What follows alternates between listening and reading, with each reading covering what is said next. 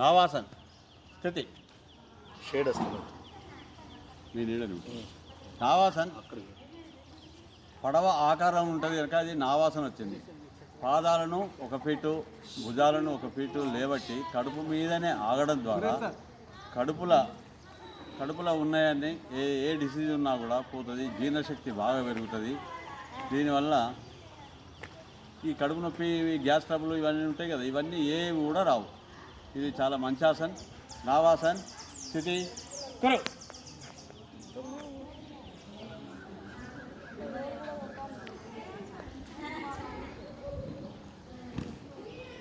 ఒకటి, 2, 3, 4, 5, 6, 7, 8, 9, 10 స్తభ.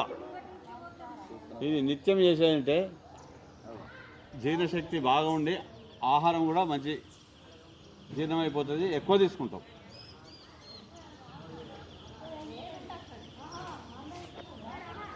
సంజయ్ జీ